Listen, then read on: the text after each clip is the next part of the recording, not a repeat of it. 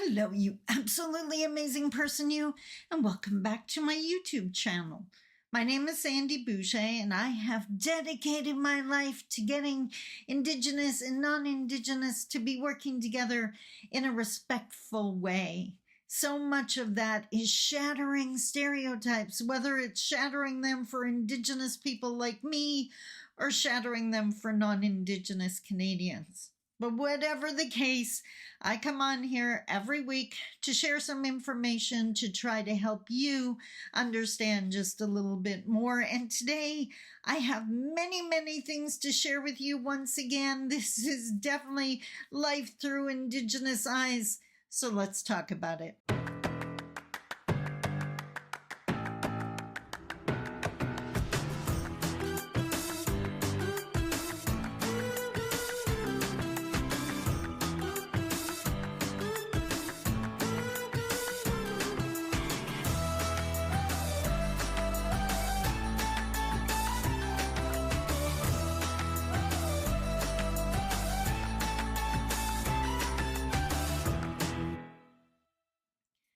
Bonjour, Mishko Paganon Quain Adishnakas Mundo Dem. Hi everybody, my name is Sandy Boucher. I'm Red Thunderbolt Woman of the Loon Clan, a proud member of St. River First Nation in Treaty 3 territory in Northern Ontario, and you're going to be watching this on April 21st. So before I say anything else, I just wanted to wish a heavenly birthday to the father of my amazing children. Today would have been his birthday. He passed on a couple of years ago, and he is missed terribly by his family, and I couldn't see the date and not acknowledge that. So I hope you don't mind if I took a few seconds to do just that. Now, one of the things I do in my career, I do a lot of work with non-Indigenous Canadians, and I love that they want to learn and they want to understand, but I'm also all about balancing the feather, as you've heard me say. I do just as much work in First Nation communities, supporting their healing, their education, their empowerment, because I believe there's work to be done on both sides of the metaphorical feather. One of the ways I give back to First Nations is I MC a lot of events for local First Nation entities here in the city of Thunder Bay where I live. And I love that because by MCing, I end up attending these amazing conferences that I wouldn't otherwise attend. And I get all this new information shared by experts in the field, and I get to share it with you. So a couple of things I wanted to pass on to you today, just some things that really resonated with me from the Nishnawbe Aski Nation Best Practices Education Forum that took place recently. So on the very first, it was a 2-day seminar, 2-day conference, I should say. On the very first day, Lori Campbell spoke, and she was on one of those race shows like the Great Whatever Race across Canada and all the challenges and whatever. She's amazing. She's Metis. She's Indigiqueer. She's, I believe, from Saskatchewan, if I remember correctly. And one of the things right now, you may not be aware of this, but right now, Indigenous language revitalization is huge.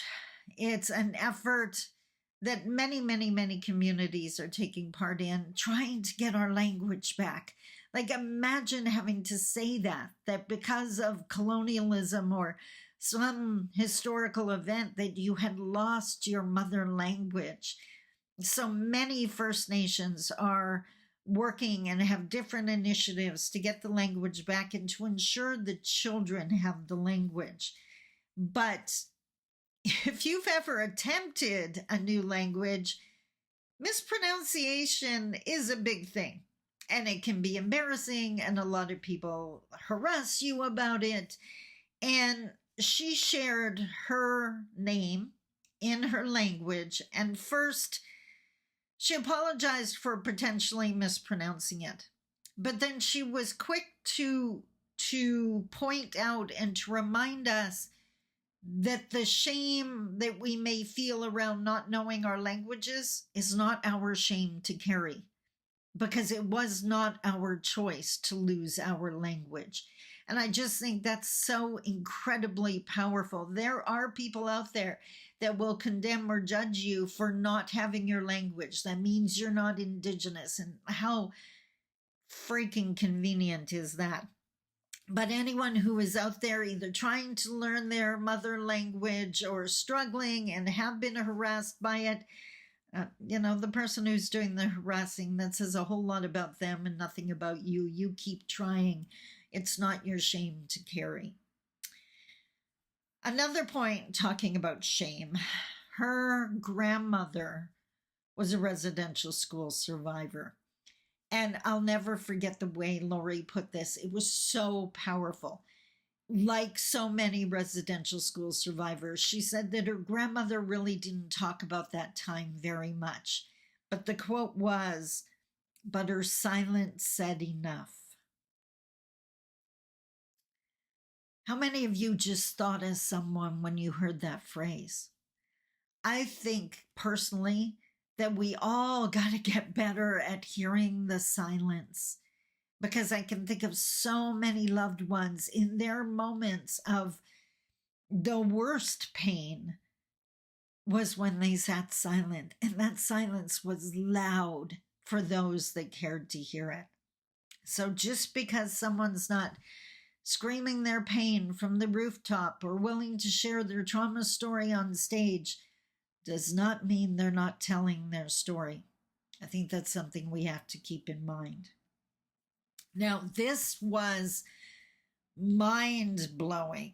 For my followers, I have mentioned the 60s scoop before. So started, I believe, in 1958 and went into the 1980s.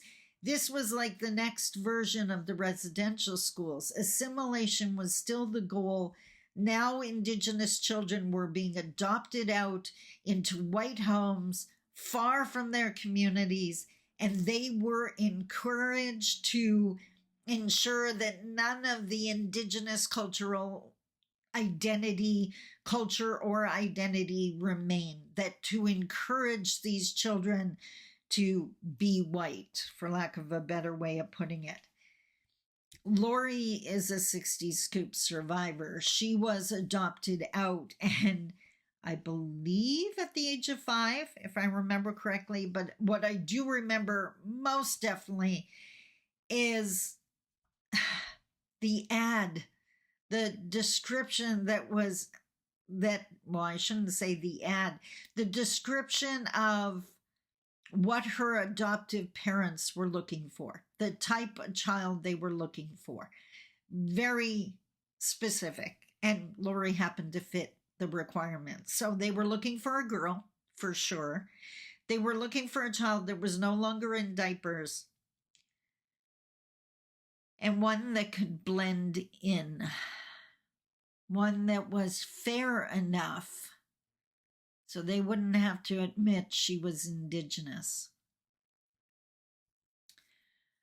That one resonated deep with me.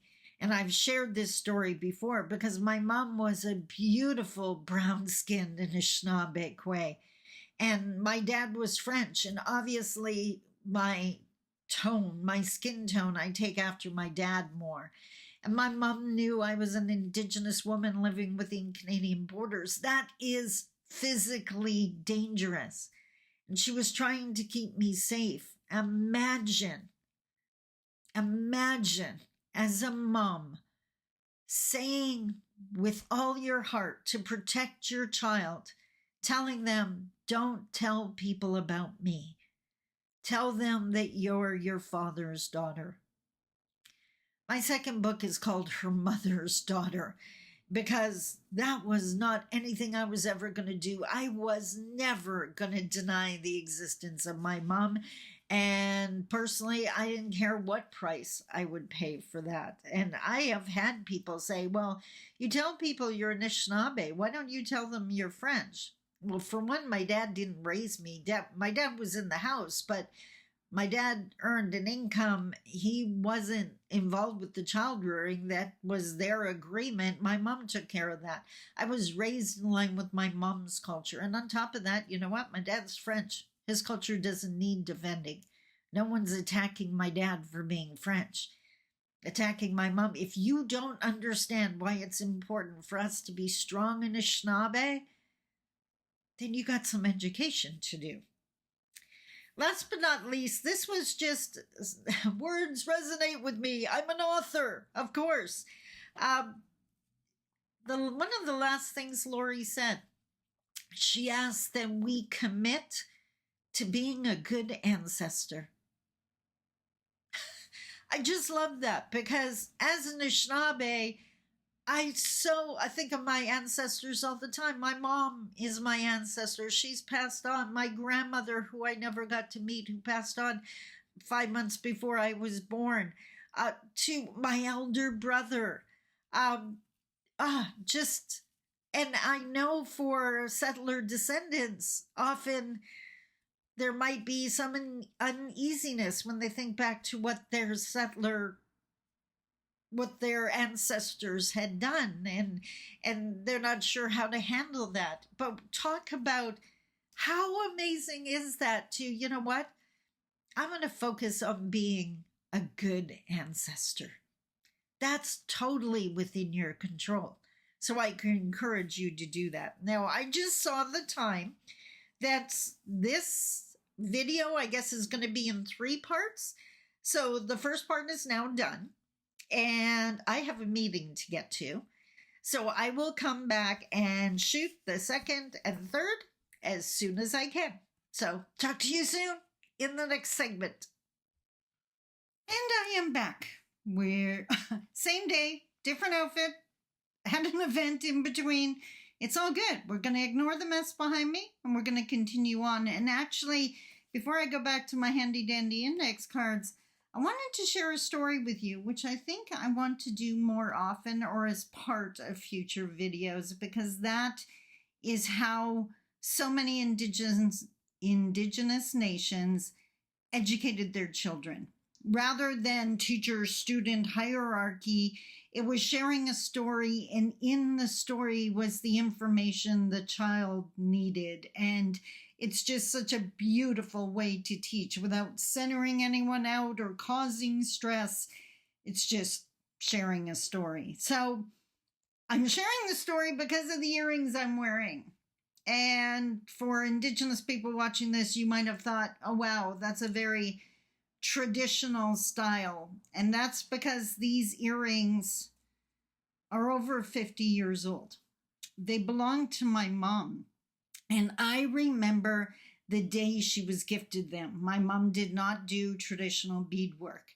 We were on the main street of our tiny hometown, and Lac Seul First Nation was across the lake.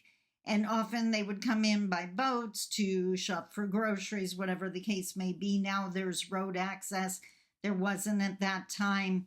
And I remember there were 2 or 3 Indigenous women, same age, same shade as my mom. I don't know where they were going or what they were doing, but they saw my mom and they said hi to her, and she smiled at them. And one of the women said that she had something for my mom, which my mom was really super surprised. And she gifted her these earrings and went as far as saying it was because of my dad. And my dad is always so super friendly to them and welcoming and always made them smile with how friendly he was. And as a thank you, they wanted to gift mom these earrings that they had made. And I remember thinking, this was such a beautiful exchange, but I also picked up on something else, which so totally plays into my modern day work. One of the women, there was 3 of them, so one that was doing the talking, another one that was standing next to her very enthusiastically smiling, and a third one that was a little further back. And just the way she looked at my mom. Now, my mom would have been dressed nicely, not extravagantly. We didn't have money, but always dressed nicely. And these women were dressed more, I want to say more traditionally for an unreserved community. She looked like she felt sorry for my mom. That's what I picked up on. And I pick up on those kind of things. And at the time, it didn't make sense to me. But now I think my mom would have looked very colonized. Beautiful by my standards any day of the week. I don't care what she was wearing. But she definitely was dressed more like a settler than an indigenous person living in a community. And I believe that part of the reason of gifting her earrings was allowing her to celebrate that she was indigenous. And it took years, not only for my mom to be proud and comfortable with being indigenous, but to wear the earrings. So when she passed, I was thrilled to inherit them and wear them with pride. Just wanted to share that with you. On to the next section. Okay, so in the first section, I shared about Lori Campbell, the first keynote speaker at the Nishnawbe Aski Nation Best Practices Education Forum. On the second day, Riley Yesno spoke. And if you ever have a chance to listen to this keynote, I highly suggest you do, highly recommend that you do. Now, language was becoming a thing at this forum and the revitalization of indigenous language.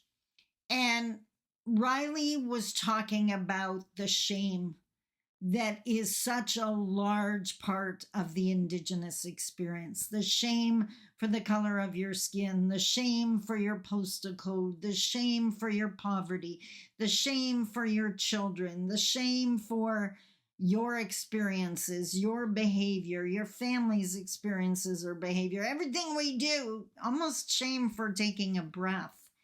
And Riley commented on how for so many indigenous people, there is a shame because they're not good at doing something, whatever it is, not good at public speaking, not good at explaining themselves, not good at dressing up for an office environment, not good at speaking up at a staff meeting, whatever it is, not good at a skill. And what Riley pointed out, which I had never thought about, one of those things but you never consciously thought about, that so often indigenous people carry shame because they're not good at doing some white thing. They're not good at some white requirement, some skill or mode of action or behavior that assimilation requires. And what she warned us of was that now, on top of not being good at white things, indigenous people were feeling shame and not being good at their own language. And that's how disruptive, remember the Great Disruption, that's how disruptive colonization and assimilation has been for indigenous people, and they wonder why we're not healthy. Now, Riley's going for her PhD, and she teaches, I think at TMU, Toronto Metropolitan University. I might be wrong on that, but she teaches at a university and has indigenous students, and often she focuses on the transference of knowledge, not rules. So often a student will come to them and share, or come to her and share that they need an extra day, that their grandmother passed away or their child's been sick or whatever it is. And Riley's response, and always her response, which it surprises her that people keep asking, is of course take the next day, because as she put it, I care about you as a whole person, not just a student. Yet that is not the case in mainstream. So often people think of us as just an employee, just a student, just the maid, just the waitress, and not a whole person. And you know what came to my mind when I was thinking about that? This is random, but that's how the puzzle pieces connect. I have an ergonomic vegetable peeler. It has a fairly big, a lot bigger handle than the standard metal ones used to, and it's very easy to use. And I remember watching a documentary, and it was a man that made day-to-day gadgets and utensils that were ergonomic and easier for people to use if they had mobility issues. And what that person pointed out, and obviously I never forgot it, I watched this years ago, was that he had designed the ergonomic vegetable peeler. And it was selling like crazy to non-challenged people, just to everyday people that did not have mobility or gripping issues. And what he discovered is if you create something that works for the challenged, it works for everybody. And that's what I was thinking about when Riley said, thinking about someone as a whole person, not just as a student, employee, whatever. Yes, that would be a huge benefit for Indigenous people, but this is one of those times I'm going to say it would be a benefit for everyone. And I think that so applies. Yet people push back, largely because a lot of people believe the stereotypes and actually think Indigenous people already get too much support. We get underfunded compared to municipalities, so that doesn't even make sense. Now, another thing Riley touched on, I always tease Riley, I've heard her speak a few times now, I always speak that we're sisters from another mother because our paths are so similar. And she mentioned that when she was younger, she believed university was for smart kids, and that, like, really smart kids, and that wasn't even an option for her, that high school and maybe college was about it. And I almost fell out of my chair when she said that for a couple of reasons. For one, I talk about internalized oppression on this channel. I talk about the voice in your head. I talk about the voices of others. I talk about the hum, that a constant playing over and over message that tells Indigenous people you can't be successful, you won't be able to do that. Can't, not in you're not allowed, but not capable of, because of course Indigenous are less than, which is that underlying message. That resonated with me, and I share this not because I'm bragging, but to make a point. I was a straight A student my entire educational journey. I got an award. My public school went up to grade 6. When I finished grade 6, I received an award for having the highest mark every year from kindergarten to grade 6. I graduated with a 98%, right, out of high school. I was 4.0 in college. So, but you notice I didn't mention university. Because in my mind, I wasn't smart enough to go to university. That was for very intelligent, rich white kids. That's what the internalized oppression was telling me. And trust me, I considered going, even at my age. Last but not least, from Riley, I don't know if you noticed, I shared 4 things from Lori's keynote. Now I'm sharing 4 from Riley. The observant would notice that. She shared something that had me laughing, and again, our journeys were just identical. She shared how, I'm not sure who it was in her family, but they were talking about success and what success looks like, and they told her that she was doing so well, she could, quote unquote, be prime minister one day. And she laughed because she said she thought it was funny that success in their mind was defined as being the head of the colonial state. I laughed because I had never heard anyone else say that. But my father used to always tell me that I was so smart that I could be prime minister one day. No, thank you. Hard pass on that one. So that brings us to the end of the third section. The fourth section is gonna get you thinking, because I've been doing some thinking. So let's talk about it. Last but not least, I shared an article. Did I share it in my Facebook or my YouTube community? Not sure. Definitely showed it on my Facebook business page, which, by the way, I once again have a Facebook business page.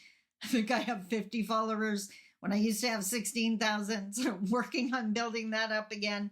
But I shared an article. There has been an ongoing disagreement between Metis and First Nations people forever.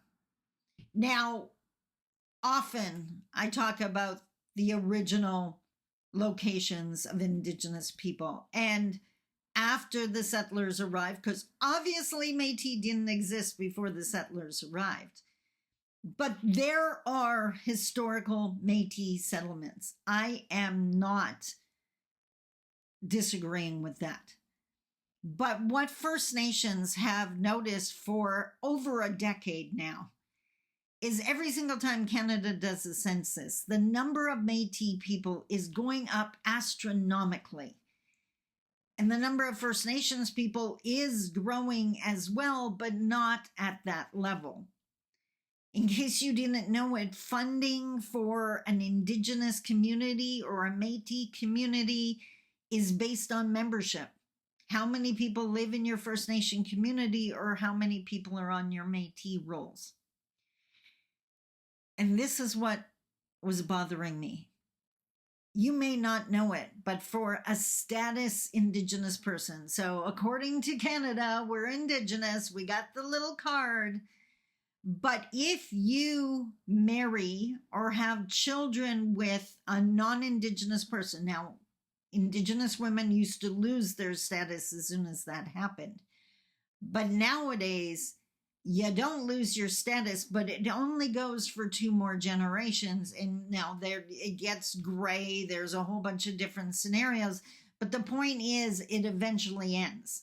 That your indigeneity is no longer recognized. It always amazed me back when you did lose status, if you married a non-Indigenous person, it always amazed me that your culture could switch by who you slept with. And there's so many women out there who gain status because they married an Indigenous person, who are walking around giving teachings and the whole 9 yards like they've had the Indigenous experience. And that's another video. But that's the key point for this discussion, that with Indigenous people, unless you're marrying and having children with another Indigenous person, that status lineage is going to end. Now, I shared in another video the 3, well, that was quite a while ago, but there are 3 criteria for being Métis.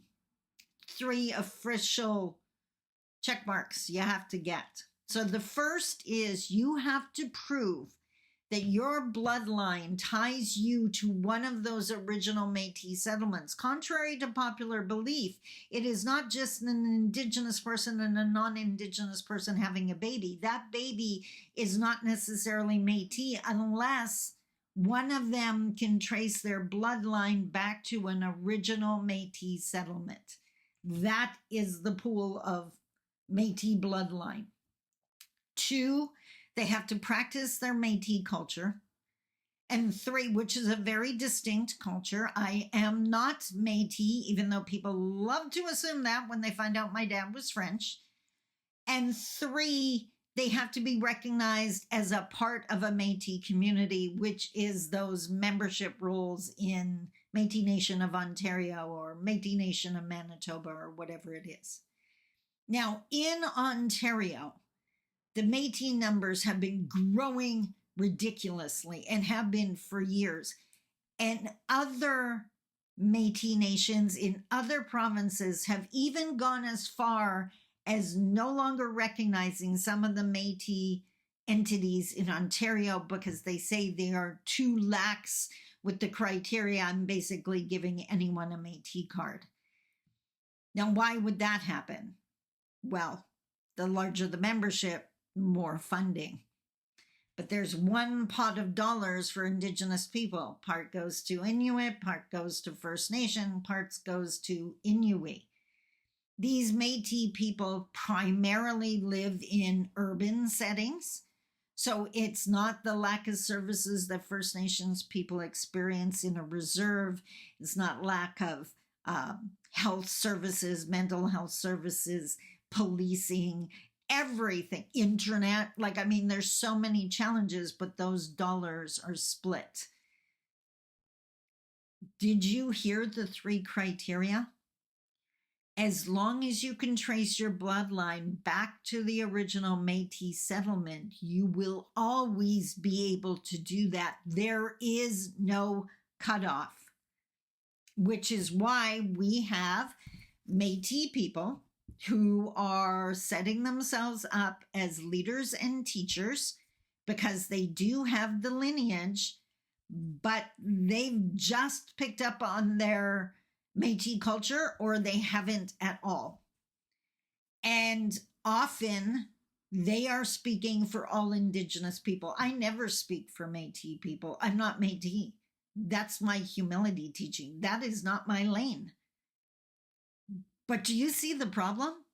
The recognition, the system that decides if you're Métis or First Nations, one ends and one doesn't. And there's a lot of Indigenous people that would say that's because Métis, part of that heritage is colonial, is settler. And they're easier to work with because they're part settler. That's way easier than building a bridge with Indigenous people speaking their language and practicing their traditions and having not been assimilated. And trust me, there's a difference. I had a meeting recently with another Indigenous woman. She was raised in community. It took us a half second to recognize each other. And I don't mean knowing our faces and our names, recognizing our indigeneity. So Canada, WTF? What's going on? Between pushing self-determination and self-government, which some communities are ready for, some aren't. I think that's up to us to meet the criteria that we feel we need for self-governance. And then this is insane. Because again, we got the whole pretendian and descendian thing. And it, you know what? If you're keeping quiet in your house, I've said it 100 times. I'm talking about people that go for the jobs or go for the funding. If the Indigenous influence in your family was generations ago, then you should not be bidding for an Indigenous job because you didn't have an Indigenous influence. There's no Indigenous life experience. Maybe you felt some shame for hiding it. The Indigenous people that those jobs and that funding were set aside for are the ones that can't hide that they're Indigenous, that never had the choice of, or the opportunity, if you would call it that, to blend in. That's who those positions are for, so they can bring true lived experience to the conversation. But that would take some serious collaboration and patience and empathy and real reconciliation work on behalf of the employers that are hiring those positions. It's way easier to hire someone that's more colonial. Now, I'm not coming to a conclusion on that. I have a lot more to think on. But Canada, I'm not impressed. Their one system slowly eliminates First Nations. One ensures Métis will never go extinct. I'm not saying I want either to go extinct. I just think there's something wrong with the systems once again. I hope you enjoyed this. 4 sections, 4 different topics. Life through Indigenous eyes. Which part resonated with you? Let me know in the comments. I love you. Take care. Bye-bye.